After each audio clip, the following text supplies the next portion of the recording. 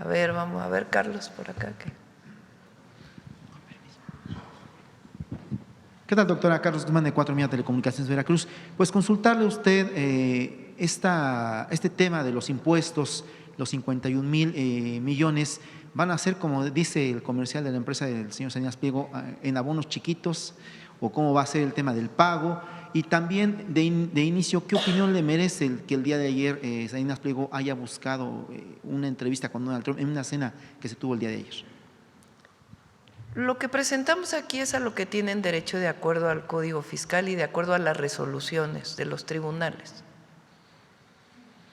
En el momento en que se notifique a estos grupos empresariales o a este grupo empresarial a través de 2 de sus empresas, como dice la ley, ellos tienen espacio para poder acceder a esos beneficios de ley y de resolución. Y ahí pues ya se dará más información. Hay que ver pues qué es lo que contesta el grupo. Del otro ya no voy a opinar, la verdad.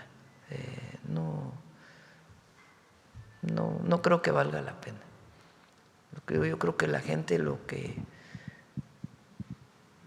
tiene que conocer es que son adeudos que vienen desde el 2008, que hay resoluciones judiciales, que hoy se llegó a la última instancia y es importante porque ha sido un tema público que por parte del SAT se diga públicamente pues qué es lo que viene y a qué tiene derecho. Y la verdad, ojalá paguen, la verdad, que en el momento que se notifique, pues viene el proceso de ver de acuerdo, ¿cómo dice ahí? ¿Cómo dijiste, Antonio? Con la gráfica. Dice, en caso de intención de pago podrá solicitar ajustes conforme a las sentencias de los tribunales, dependiendo del orden y esquema de pago, porque así dice el código. Entonces ya en su momento pues ya se verá en enero cuando se notifique. Estos 51,000 millones, ¿para qué podrían servir? Aprovechando que está la Secretaria del Bienestar, ¿para cuántos programas sociales podrían beneficiar? Pues, por ejemplo, la pensión Mujeres Bienestar tiene el próximo año 59,000 millones. Claro, depende, también podemos aumentar las becas. Se va a utilizar para la gente. Segundo tema que quiero consultarle, doctora, pues este tema de los impuestos que se aprobaron en el Congreso de la Unión para países que no tienen tratado comercial con nuestro país ha generado varias cuestiones. Entre ellas, el día de ayer leíamos que la India está buscando un acuerdo, una solución con México por ese intercambio comercial que se tiene, básicamente de medicamentos. Es consultarle si se está trabajando esto con la Secretaría de Economía, con Marcelo Ebrard a la cabeza, o qué es lo que se está trabajando al respecto, doctor.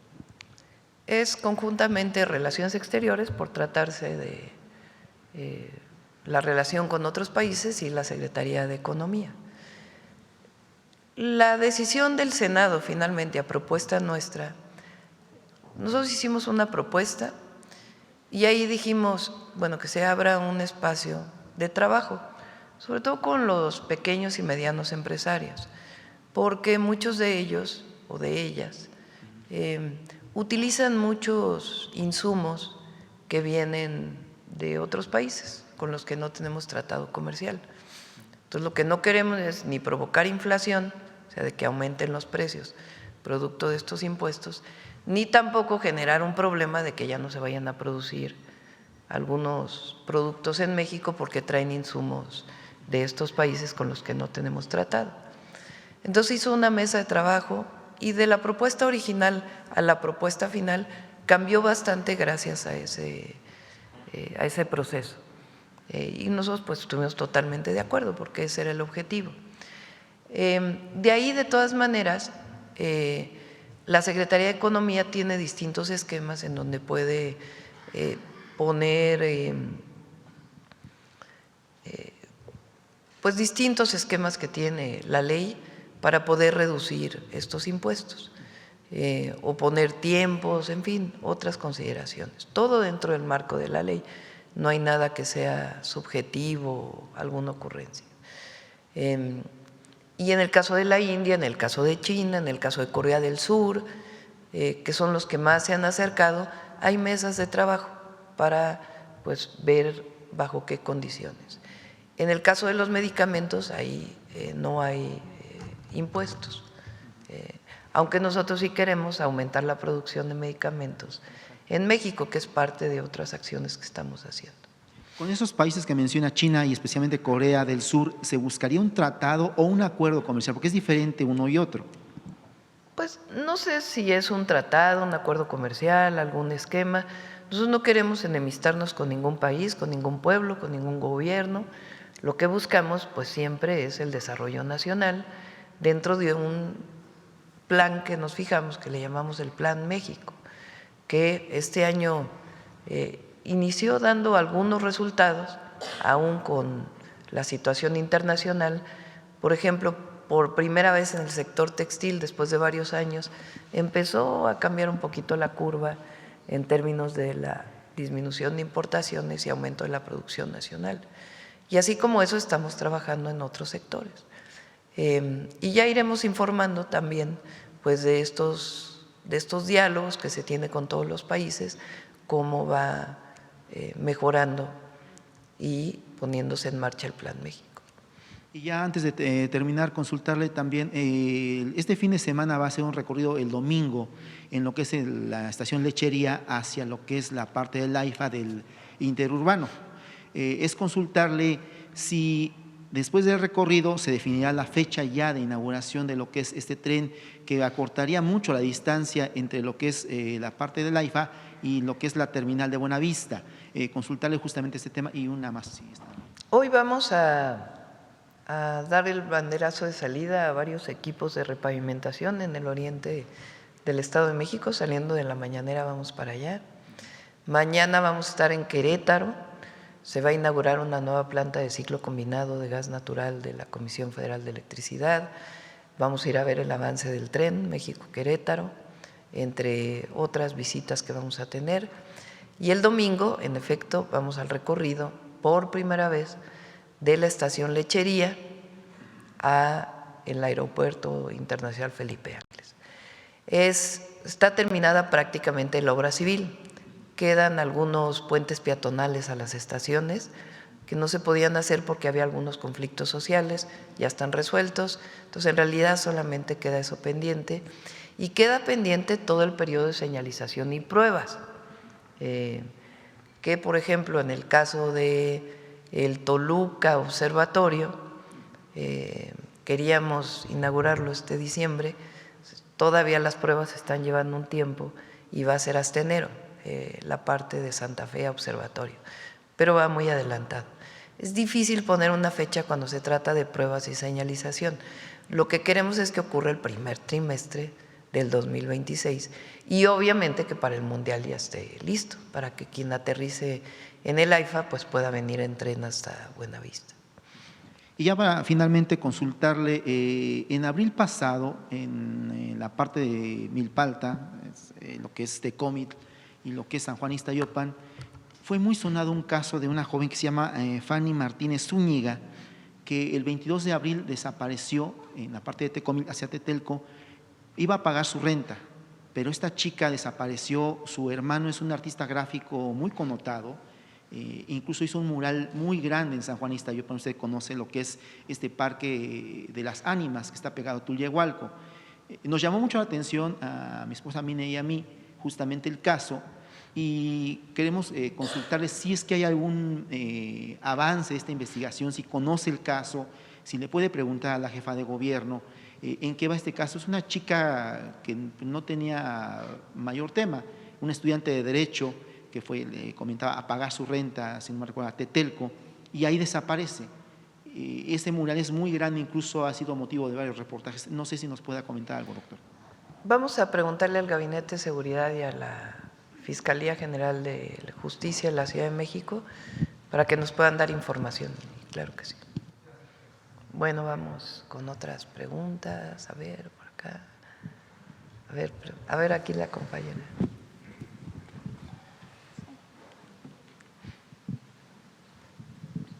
Buenos días, Presidenta. Bertalicia Galindo, Alcanzando el Conocimiento.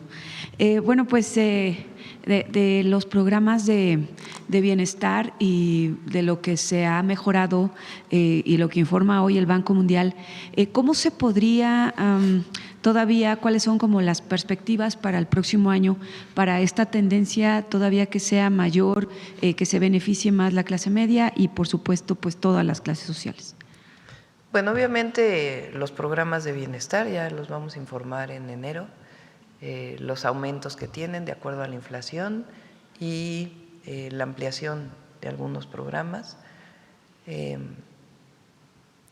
Vamos a pasar de 845,000 millones de pesos, 845,000 millones de pesos destinados a programas de bienestar a 1 billón de distribución directa a las y a los mexicanos, como derechos. Esto tiene que ver con el aumento de los propios programas, los 2 programas nuevos que hicimos este año, Pensión Mujeres Bienestar y Beca Rita Cetina, y también el programa de salud Casa por Casa. Entonces, este es un aumento pues muy significativo, son más de 150,000 millones de pesos de aumento entre 2025 y 2026 directo a la gente a través del Banco de Bienestar. Ese es lo primero. Lo segundo es que, como informamos, aumenta el salario mínimo. Eso pues obviamente va a impactar en reducción de la pobreza y mejora del bienestar y la calidad de vida de las y los mexicanos. Además, pues obviamente se requiere inversión pública e inversión privada. En enero también vamos a informar de qué tamaño es la inversión pública y algunos esquemas que estamos desarrollando de inversión mixta que nos van a permitir aumentar la inversión pública en el país, siempre garantizando la propiedad de la nación y el desarrollo del país, desarrollo sustentable del país, con cuidado del medio ambiente y con bienestar, con justicia y también garantizando la honestidad. Entonces, va a aumentar la inversión a partir de proyectos mixtos, como ya lo presentamos en electricidad, en petróleo lo vamos a informar y en otros temas también de inversión mixta. Y además estamos preparando una serie de medidas, de acciones, de programas que ayuden sobre todo a los pequeños y medianos empresarios a tener acceso a crédito. Eso es muy importante. Y algunas otras acciones que vamos a desarrollar. Estamos seguros que la tendencia va a seguir porque es el mismo modelo económico, con mejoras todavía, por eso le llamamos el segundo piso de la cuarta transformación. Ha dado resultados. Miren, pon la primera gráfica que puso Jesús.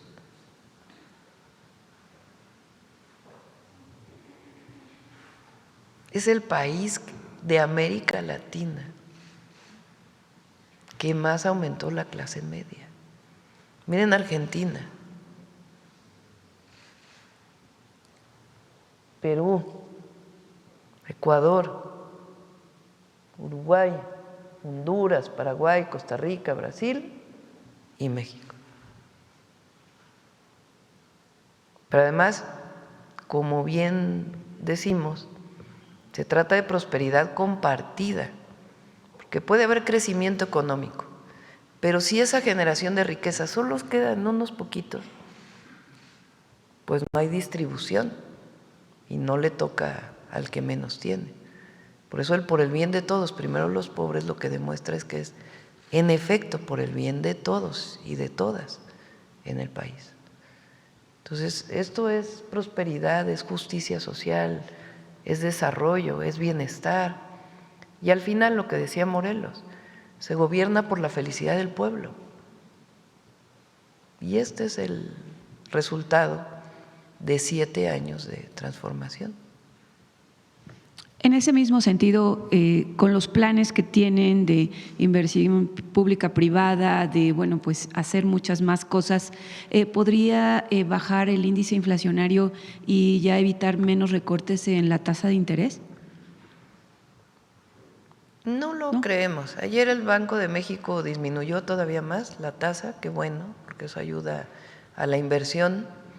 Ha hecho muy buen trabajo, la verdad, el Banco de México, con su gobernadora, se llama al frente, Victoria. Fueron cautos de si el año que entra van a seguir bajando, pues porque están esperando a ver el tema de la inflación, pero si vemos la inflación, aunque tuvo un ligero aumento en el último mes, pues en realidad es menor que la que había. A ver si tienen por ahí la gráfica de la inflación, ahora la ponemos. Pero en realidad está controlada la inflación. Por eso esta idea de que si aumentan los salarios, aumenta la inflación es falsa. Por supuesto que siempre hay que estar midiendo y queremos, por supuesto, que aumente la inversión para tener también crecimiento económico, pero que haya distribución de la riqueza, porque si no el crecimiento pues se queda en unos cuantos. En otro tema, Presidenta, ayer se pronunciaron los presidentes de Rusia, de China, de Colombia, de Brasil por un frente para pues llevar a la paz con el conflicto entre Venezuela y Estados Unidos, y calificarían de un error gravísimo si Estados Unidos atacara a Venezuela. ¿Usted está ya en ese frente con todos estos países? Estamos en contacto. Nuestra posición es, como le he dicho en los últimos días, no a la intervención. Y lo que pueda ayudar México, como lo ha hecho siempre, ahí vamos a estar. Pero es una posición soberana y basada en nuestra Constitución. Y por último, en el TEMEC se ha mencionado que Estados Unidos en esta revisión tiene más de 54 puntos con México, lo mencionó también el primer ministro Matt Carney. ¿Nos podría decir algunos de estos puntos? Lo he mencionado varias veces, incluso aquí el secretario de Economía lo ha dicho. Ellos le llaman barreras no arancelarias al tratado, que van desde temas complejos, como algunos temas que ellos consideran en relación a la producción de energía eléctrica, por ejemplo, hasta la situación de la empresa Calica, así, otros menores. Lo que es muy importante es que ya hay un acuerdo en todos los puntos, en todos. Se trabajó con todo el gabinete y, por supuesto, manteniéndonos con nuestros principios. Y lo mejor para México, se ha buscado en algunos casos encontrar puntos medios y en otros casos pues sencillamente ellos han entendido que no podemos avanzar más. Entonces se ha avanzado prácticamente en todos los puntos, en los 54, no prácticamente, se avanzó en los 54 y eso pues nos pone en una mejor posición para la revisión del tratado, que repito, es muy interesante, lo han retomado poco los medios, valdría la pena. Lo que declaró el embajador Greer, sí, relacionado con el tratado comercial, el TEMEC. Entonces, somos muy positivos, soy muy positiva, muy optimista para el próximo año, la verdad. Hemos estado trabajando mucho y sobre todo optimista porque el pueblo de México siempre nos saca adelante. Una última, del glifosato. Bueno, el sexenio pasado con el CONACYT-CONACHE se hicieron varias opciones, varias alternativas y también pues diferentes centros de investigación han desarrollado también desarrollos con biotecnología, pero a lo mejor falta inversión o qué faltaría para que tuviéramos un sustituto del glifosato. Todavía falta la sustitución de algún producto de este tipo, pues tiene que ver con varios temas, también tiene que ver con el costo y la posibilidad de producir en serie. Entonces seguimos trabajando en ello, más ahora, ayer lo preguntó Alma de la Jornada, pues obviamente, más con los resultados que hubo recientemente de un estudio que en realidad no fue cierto, que así se informó hace algunas semanas, pues es evidente que tenemos que encontrar un sustituto lo más pronto posible para poder mejorar la salud de todas y de todos. Y en eso está trabajando la Secretaría de Ciencia y Tecnología y muchos grupos de investigación en México y en otros lugares del mundo. Gracias, presidenta. Gracias. Vamos. A ver, aquí. Gracias, presidenta. Muy buenos días. Arturo Pavón, de Efecto Colateral. Preguntarle acerca de Acapulco, del anuncio que nos acaban de dar. ¿Hubo alguna participación, aparte de los recursos federales y estatales, hubo participación de la iniciativa privada? La iniciativa privada más bien está participando en recuperar todavía algunos hoteles o negocios que ya no pudieron levantarse después del Otis. Ya queda, creo que nada más un hotel. Han hecho un trabajo excepcional los compañeros. Ya venía, pero ahora también a cargo de Sebastián. Por ejemplo, había estos edificios en la parte de Acapulco, Diamante se llama, ¿verdad? No, ¿cómo se llama? Diamante, ¿verdad? Había muchos edificios ahí donde cada quien cada familia es dueña de un departamento distinto y no tenían una administración común. Entonces, pues fue muy difícil poner de acuerdo a todos, encontrarlos, dónde están, para ver cómo los seguros podían trabajar para poder rehabilitar los edificios. Se ha avanzado mucho en ello, pues es un trabajo, imagínense, de encontrar a los dueños de cada departamento, ponerlos juntos. También hay otra zona donde está lo que era la playa Condesa, no sé si todavía se llama así. Así era cuando yo era niña, supongo que sí se sigue llamando igual, que había muchos edificios que se hicieron con tiempos compartidos y de esta manera que también había sido muy difícil y ya se están poniendo de acuerdo para rehabilitarlos. Y ahí participa mucho la iniciativa privada, o restaurantes que se han rehabilitado, hoteles como el hotel, creo que el CID se llama, ¿sí se llama así? Que ya una empresa decidió que lo va a rehabilitar. Entonces, la iniciativa privada ha estado participando más en ello y también ha habido algunas donaciones. El Cano se llamaba, perdón, el Cano. El CID creo que es en Mazatlán. Bueno, no sé, ya vamos a revisar los datos. Pero bueno, ese hotel ya hay un grupo que ya lo está rehabilitando. Entonces, hay mucha participación y mucho consenso. Ya ha habido algunas donaciones para la rehabilitación de espacios, pero la mayor parte de la inversión en la costera es del Gobierno de México y una parte muy importante del Gobierno estatal, sobre todo en la panorámica. Gracias. Toda la inversión en Acapulco que vamos a hacer es de alrededor de 7,500 millones de pesos. Pero ahí está también las plantas de tratamiento, el subir las plantas de bombeo, la planta de separación de basura y algunas obras de infraestructura carretera que se están desarrollando en todo Guerrero. Gracias, presidenta.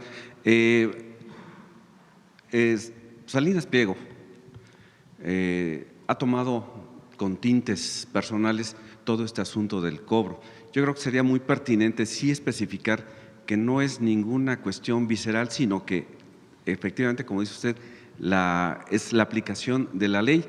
Pero a pesar de que él lo toma de esa manera y ante todo el tiempo que se ha pasado aplazando o a través de amparos los pagos, todavía se le da la oportunidad de que al tener la intención de pago se le pueda dar algún descuento. Es la ley, es la ley. O sea, las resoluciones de los tribunales, ¿qué resolvió la Corte? La Corte resuelve que no son procedentes los amparos. Entonces, ¿qué queda fijo? Las resoluciones de los tribunales. Y las resoluciones de los tribunales son en ese sentido. Entonces, como siempre lo hemos dicho, aquí no hay un asunto ni personal, ni político, ni nada, sino sencillamente lo que dice la ley. Entonces no es que la presidenta esté haciendo algo particular o el director del SAT haga algo particular o… ¿Por qué ahora son 51,000? Porque la ley también dice que se va actualizando. Pues así dice la ley, así dice la resolución de los tribunales. Y nosotros, pues tenemos que cumplir la ley. Entonces, por eso es importante que se conozca. ¿Cuál es el Porque hay que criterio cumplir la ley. para definir esa intención de pago? O sea, él me va a decir, sí, voy a pagar y ya. ¿O Pues en el tendrá momento haber que un se notifique, convenio? ellos tienen que decir sí vamos a pagar. Ok, vamos a creerle. Sí. Bueno. ¿Cuál era el destino de los recursos? Porque ahora con los programas sociales estamos viendo que hay un gran presupuesto para dedicárselo a los programas sociales, pero antes, en el periodo neoliberal, ¿dónde quedaban esos recursos? Pues es una buena pregunta. Son dos temas. Tres. Uno, hay más recaudación. A ver, ponte la gráfica de recaudación que nos ha pasado Antonio. Que por cierto, Antonio es un gran servidor público. Tiene, imagínense las presiones que luego llegan. Y ahora, en acuerdo con Tony, con el secretario de Hacienda, se van a hacer públicas ¿cómo les llaman? Los criterios para hacer auditorías, para hacer los créditos fiscales, en fin, para que no se ande diciendo que hay algo que está fuera de la ley, sino se van a hacer públicos y eso va a dar certeza a todos. Pero ha hecho un gran trabajo. Imagínense, del año pasado a ¿cuánto recaudamos adicional? 500,000 millones de pesos, ¿no? Fíjense, no, pero vete antes, al 17, 16, lo que se recaudaba. Vean nada más cómo aumenta la recaudación. ¿Ustedes creen que si hubiera corrupción se recaudaría más? Entonces, por eso digo, uno, que el presidente López Obrador cuando llegó puso en la Constitución que estaba prohibido condonar impuestos. O sea, que no era cosa del director del SAT o del secretario de Hacienda o de nadie condonarle a alguien de acuerdo a alguna subjetividad o criterio, condonar impuestos. Todos tenemos que pagar impuestos. Eso es lo primero. Lo segundo, la honestidad en la recaudación. Aquí está Raquel Buenrostro, que fue directora del SAT en su momento, hoy secretaria de Anticorrupción, otra gran servidora pública, que generaron un esquema distinto. Este es el impuesto, pues hay que pagarlo. Y la verdad, la mayoría de los empresarios, hay que decirlo, han cumplido, la gran mayoría. Y si hay una controversia respecto a alguna definición que haya hecho el SAT, hay un espacio siempre para recibir en el marco de la ley. Entonces, no se condona. Segundo, no hay corrupción. Por más que quieran decir que hay corrupción, esto sería imposible, la recaudación, si hubiera corrupción. Y lo tercero, pues es que se destinan de manera transparente y clara los recursos a dónde van. Pero además había otra política. La política era ayudar al de arriba. Pues ahí está el rescate bancario, el rescate carretero. Entonces, ¿a quién se apoyaba? a muchas empresas que en la época del FOBAPROA, que más fue totalmente oscuro y discrecional cómo se distribuyeron aquellos recursos después de la crisis del 94. Y se rescató a los de arriba, nunca se rescató a los deudores, a los de abajo, a la gente que debía dinero. La gente perdió todo, porque de la noche a la mañana le aumentaron los intereses y sus deudas. No se decidió apoyar al deudor de abajo, se decidió apoyar al de arriba, y además con mucha corrupción y oscurantismo en el proceso. Ahora es distinto, es lo que se recauda, ¿qué va? Programas de bienestar, educación, salud. Ahora nosotros estamos destinando a vivienda, los derechos fundamentales de las y los mexicanos, programas de bienestar y obras públicas, que también es histórico cómo se recuperó la capacidad del gobierno, del Estado mexicano, digamos, para volver a invertir en obras estratégicas.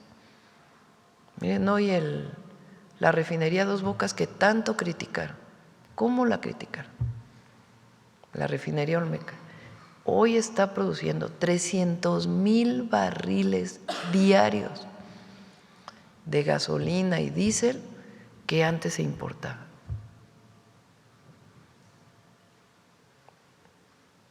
¿No será una obra estratégica? Claro que sí. Entonces, sí hay un cambio profundo y todavía nos falta más, pues. Por eso trabajamos todos los días para el bienestar del pueblo. Gracias. Ya nada más para finalizar, si la secretaria anticorrupción, Raquel Buenrostro, pudiera dar alguna recomendación para la optimización de los presupuestos estatales, porque le digo, el caso en Nuevo León, el diario oficial del Estado está de vacaciones y regresan hasta el 7 de enero y no se ha anunciado el presupuesto de egresos. ¿Qué pasaría en ese caso? ¿Se quedan con el del 25 o qué pasaría? Sí se queda el del 25. No ha habido acuerdo en el Congreso de Nuevo León para la aprobación del presupuesto. Entonces, cuando no hay un nuevo presupuesto, porque solo los congresos estatales y en el caso del federal, la Cámara de Diputados tienen la atribución para aprobar los presupuestos. Si no se tiene un acuerdo, se sigue trabajando con el presupuesto anterior, con la distribución del presupuesto anterior. ¿No afectaría pues las obras que se tienen planeadas para el Mundial? Bueno, habría que preguntarle al gobernador de Nuevo León, ¿verdad? Pero no es que se quede sin presupuesto el Estado, se trabaja con el modelo anterior. Por cierto que hablé bien de Raquel, de Tony, de Grisela, una excelente servidora pública, todos en el gabinete. Jesús, ¿saben desde cuándo nos conocemos con Jesús? Desde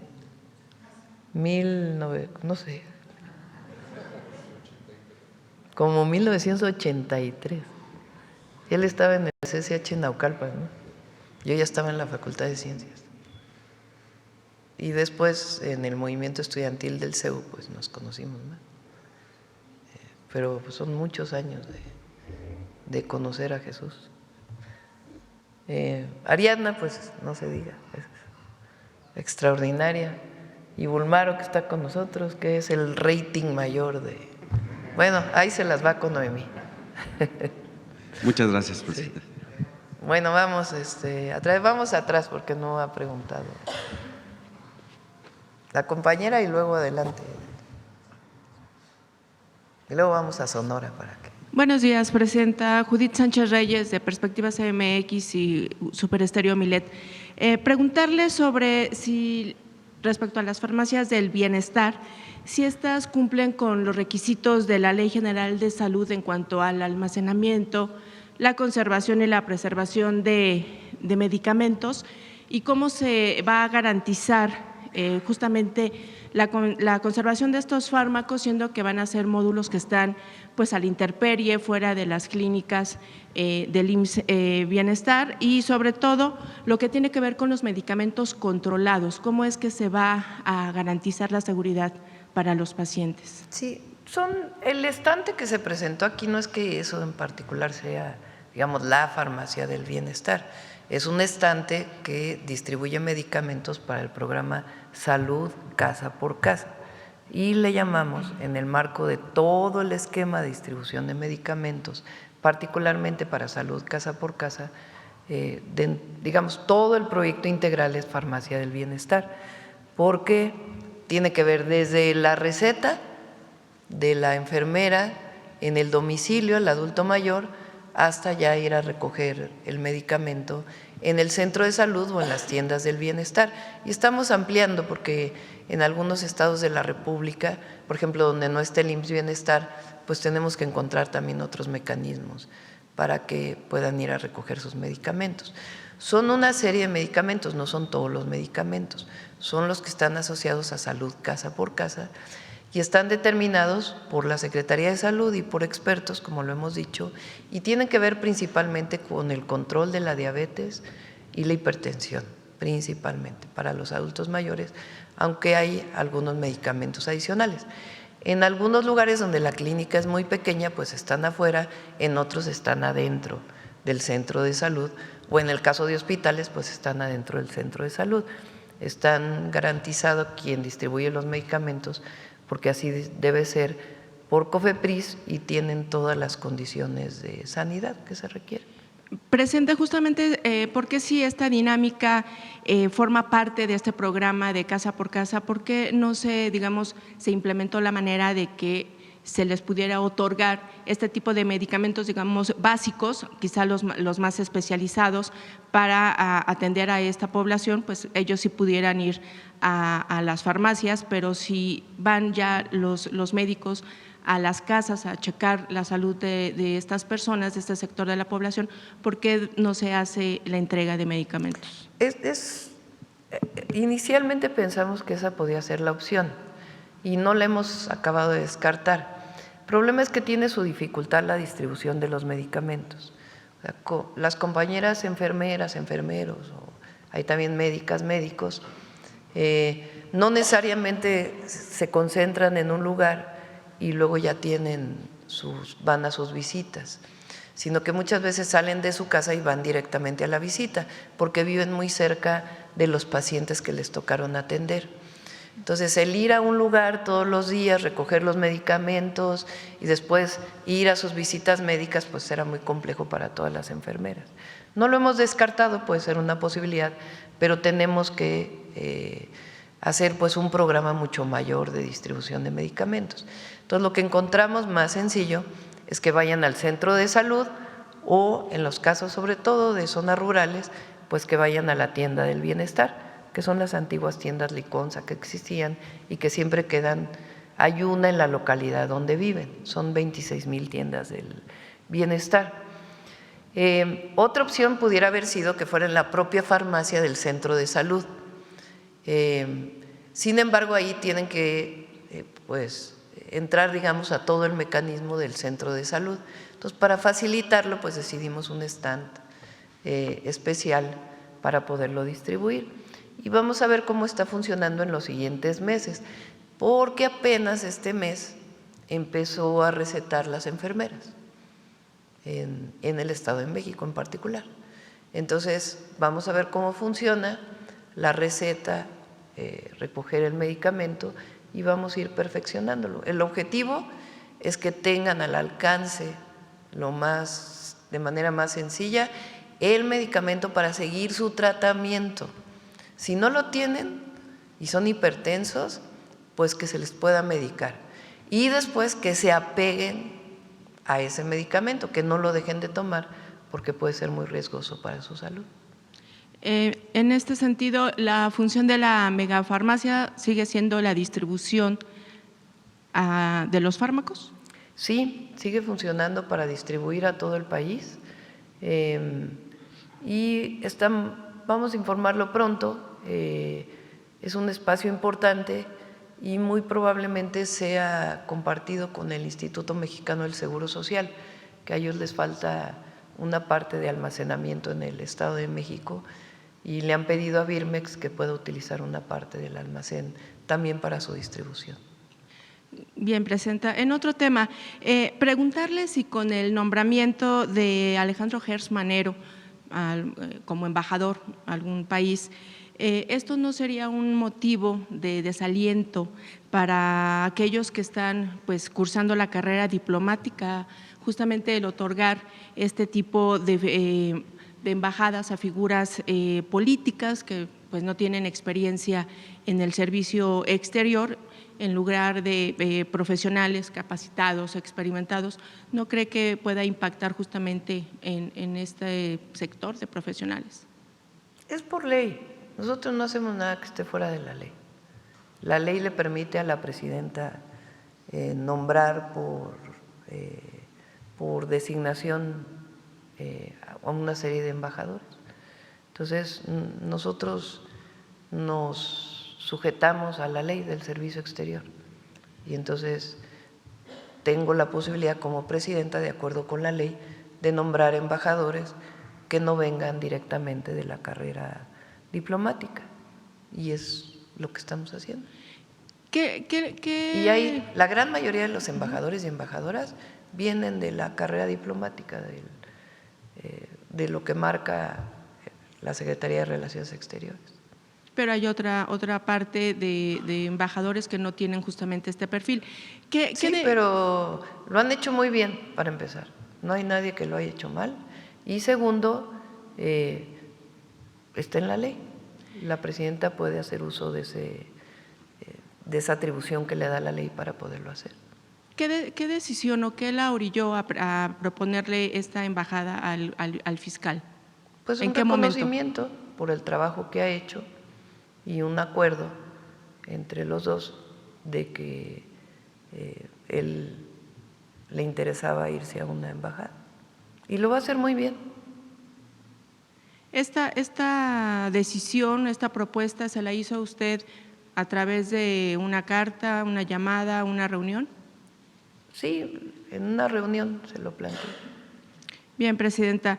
En otro tema, ya usted ha dado su postura acerca de la entrega del Premio Nobel de la Paz a María Corina. No había yo tenido la oportunidad de preguntárselo en su momento, pero yo quisiera preguntarle, más allá de la posición ideológica, ¿no considera usted un momento importante para las mujeres en lo que tiene que ver en la esfera política? Obviamente todos estoy de acuerdo en que las mujeres avancemos, pero también hay otras consideraciones. Por ejemplo, en la elección del 24, pues éramos 2 mujeres las que competíamos, más un hombre. Pues hay diferencias, ¿no? Políticas, de visión, pero éramos 2 mujeres. Cuando Josefina Vázquez Mota fue candidata del PAN a la presidencia de la República, pues yo no voté por Josefina. ¿Qué año fue eso?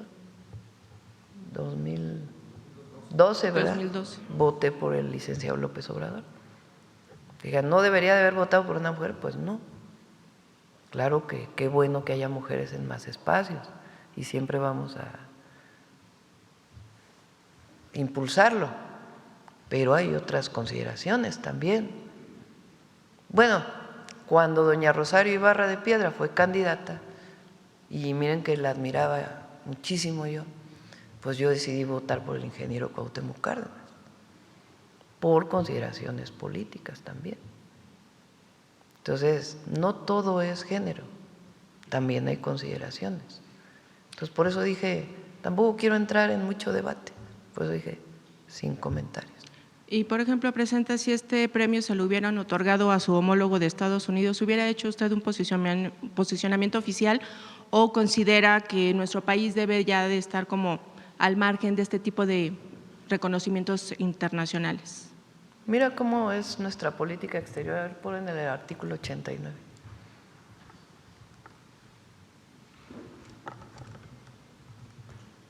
Ya cuando sea el caso, ya.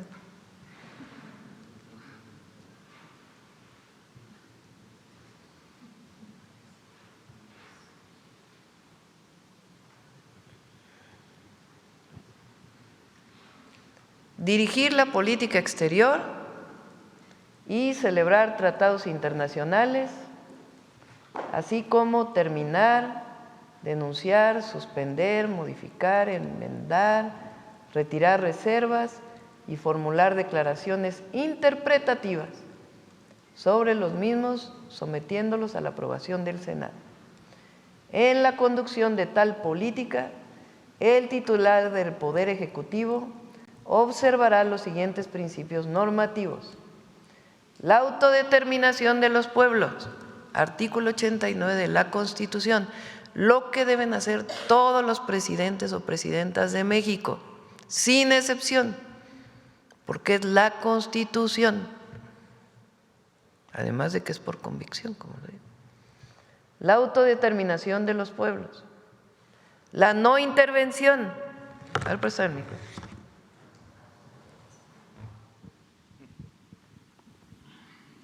Vamos a señalarlo porque es muy importante.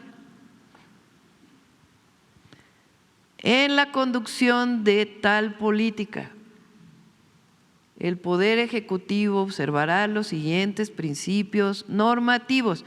El artículo 89 son las atribuciones del presidente o la presidenta. La autodeterminación de los pueblos, vamos a decirlo otra vez, ¿no? La autodeterminación de los pueblos.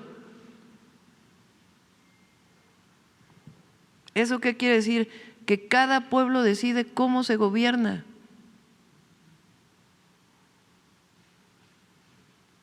La no intervención, otra vez, la no intervención,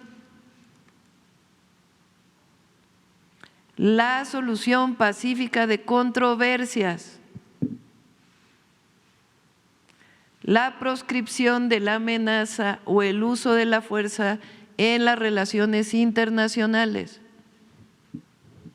la igualdad jurídica de los estados. Todos los estados somos iguales, aunque sea un país chiquito o un país grandote. La cooperación internacional para el desarrollo, el respeto, la protección y promoción de los derechos humanos y la lucha por la paz y la seguridad internacionales.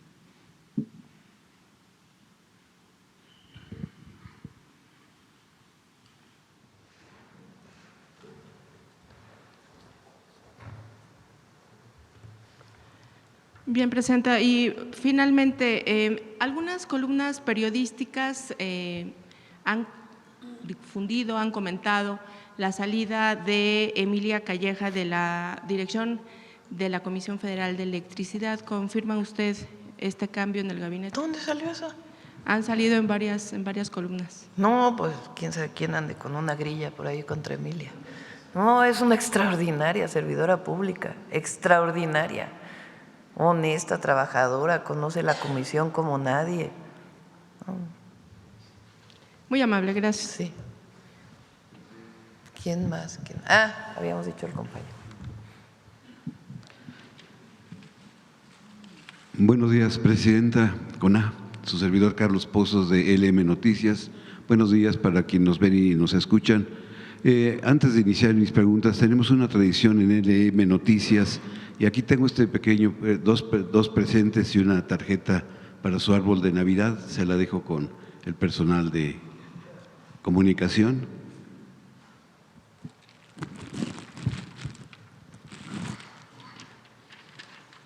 Quedó bonito, por cierto, el árbol de Navidad que pusieron aquí. Tiene esferas como de juguetes mexicanos. Muy bonito. Y bueno, de trompos, de yoyos.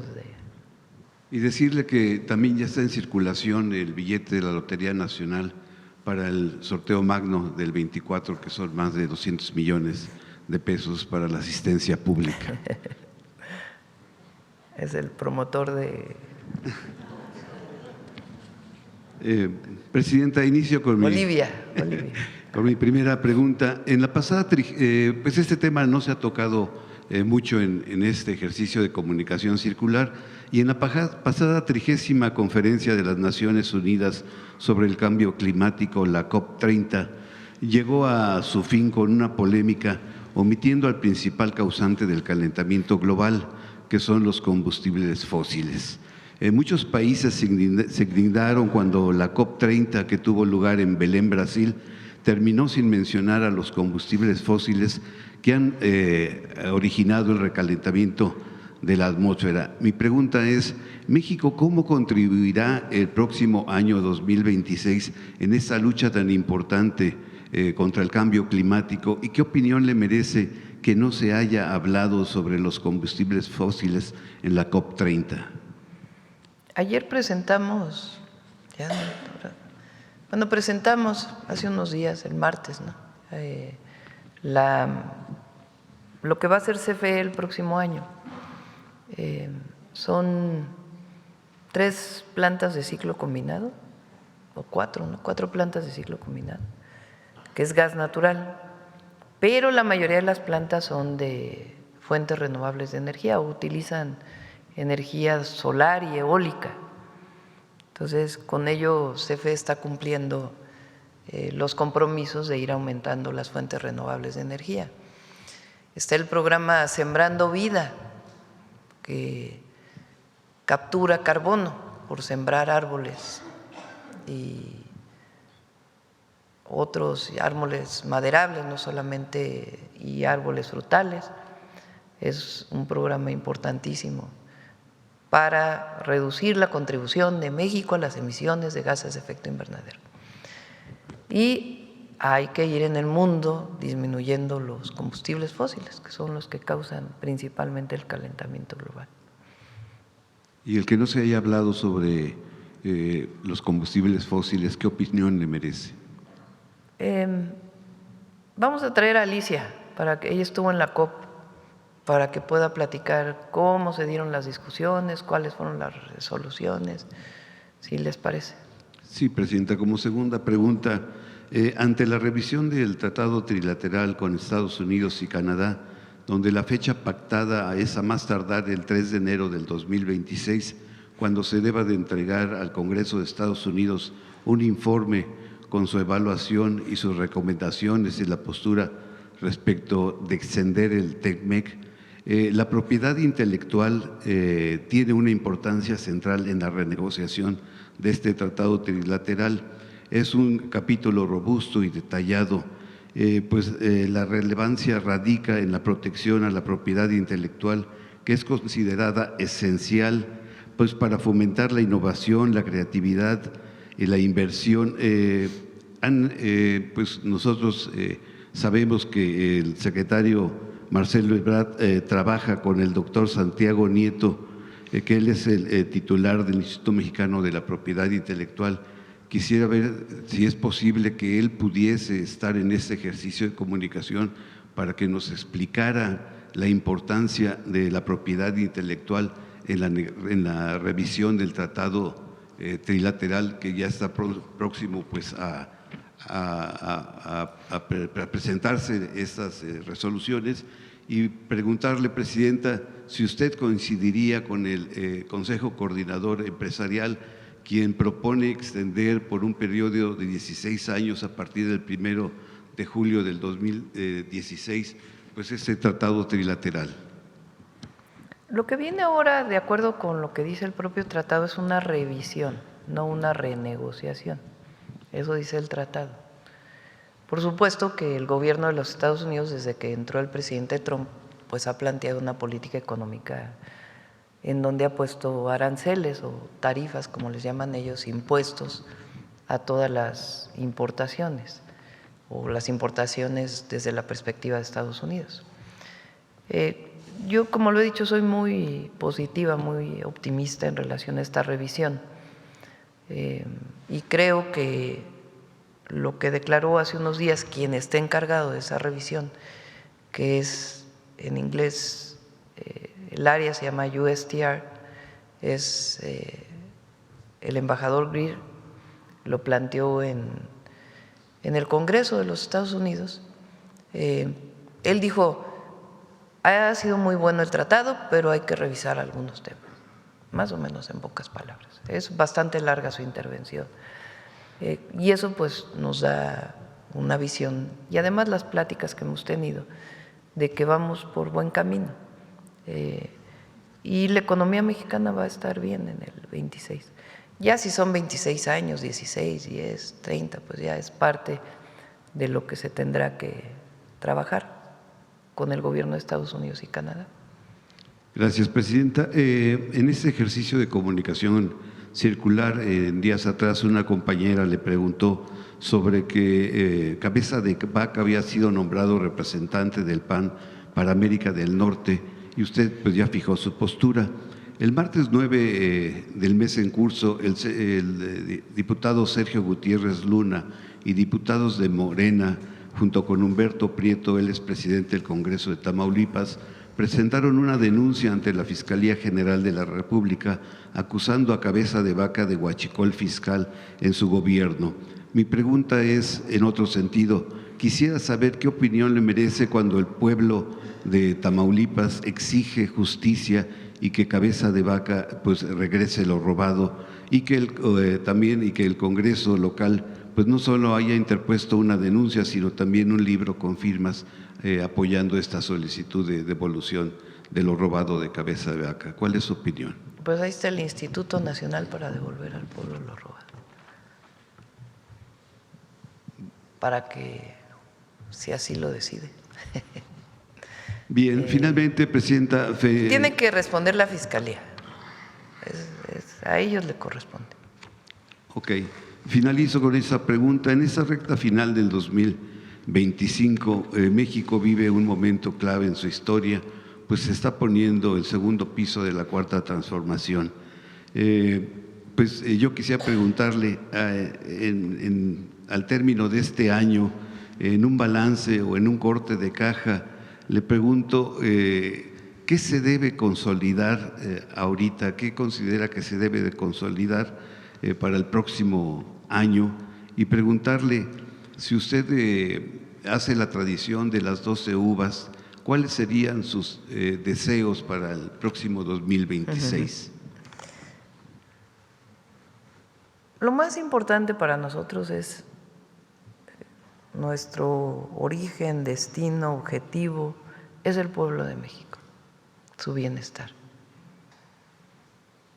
Y en ese sentido trabajamos siempre. Por supuesto que tiene que consolidarse, apenas son 7 años de la transformación. El próximo año vamos a dedicar tiempo a la inversión pública, de manera muy importante. Vamos a seguir dedicándole tiempo importante al tema de seguridad, que ese siempre debe ser nuestro objetivo, y a los derechos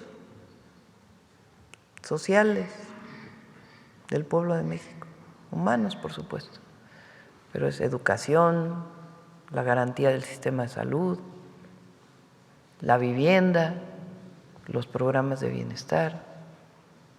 Y yo soy muy positiva. Y ya las 12 uvas, pues ya es la familia, el prójimo, la naturaleza, la patria, y después pueblo, pueblo, pueblo, pueblo, pueblo, pueblo. Muchas gracias, Presidente. Gracias. Vámonos.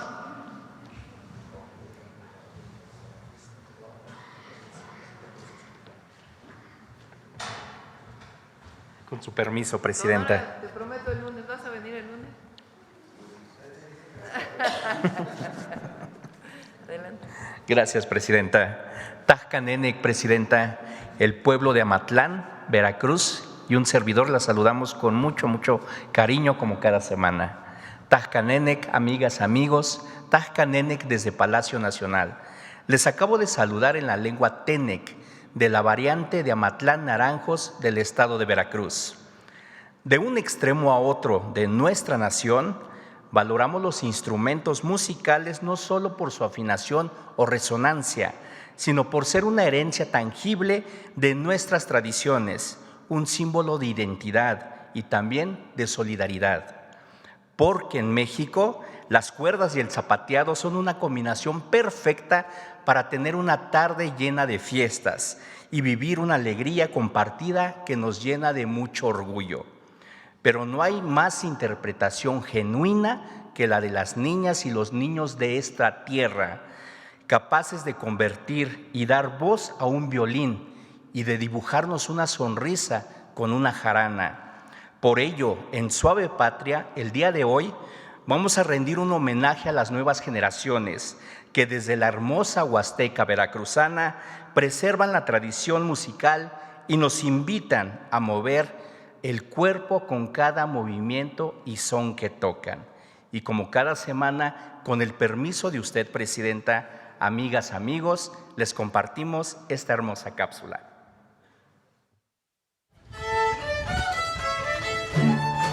En la Huasteca veracruzana hay una tradición viva expresada en la música, la danza y la poesía. Se trata del ensamble comunitario Cuitol Tenec, en el que cerca de 50 niñas, niños y adolescentes de 7 a 17 años preservan la música huasteca gracias a las enseñanzas de sus maestros y miembros de la comunidad. Tiene su sede en el Centro Cultural David Celestinos, en la comunidad de Amatlán, Veracruz.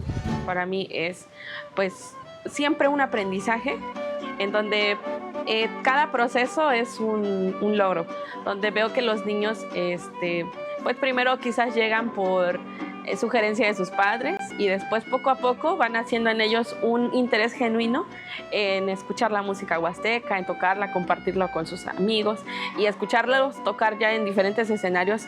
Es mucha alegría poder compartir lo que yo aprendí con más niños de aquí y dejar una semilla sembrada. Estos cantos huastecos se han transmitido de padres a hijos y de abuelos a nietos. En cada canto se plasma la identidad y el amor por la música, la danza y la lengua Tenec a su pueblo. Ese gusto, yo creo que ya lo trae uno de nacimiento, porque a corta edad empieza uno a tener ánimo de aprender aquello, y eso es lo que me ha mantenido en tener todavía, en mantener esta danza. Una polla pinta y otra colorada, ponen sus huevitos en la madrugada, ponen sus huevitos en la madrugada. Cuando escucho la jarana, el violín y la quinta, me siento muy emocionado, porque es como si la música cobrara vida y nos llevara a un lugar mágico. Por medio del canto se entrelazan historias en las que el amor y la música van ligados a la tradición y al arraigo de una comunidad que lucha por mantener viva su esencia.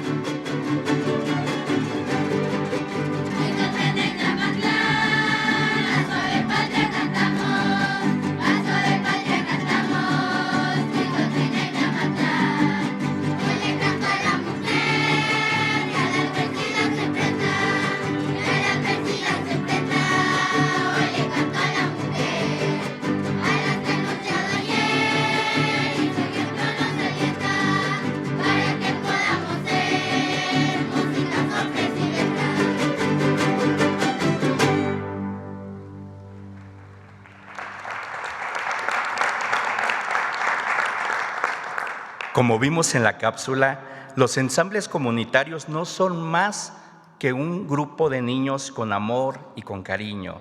Implica también compartir la música, escucharse, cuidarse y entenderse mutuamente, pues cada compás exige una atención el uno al otro.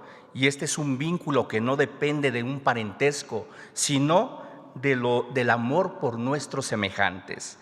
Por eso, en Amatlán Naranjos, Cuitol Tenec celebra algo muy nuestro, la capacidad de hermanarnos a través de nuestras tradiciones. Por eso se dice que la música huasteca se aprende como se aprende a hablar. Antes de leer y escribir, una niña o un niño ya sabe escuchar, responder y, por supuesto, producir música que acaricia nuestros oídos. Así que aunque no hablemos todos la misma lengua, la música revela nuestra expresión y nuestra esencia. Sin traducción, la dignidad y el orgullo que todas y todos tenemos por México. Halvinsich. Abrazos a todas y a todos. Gracias. Gracias. Gracias.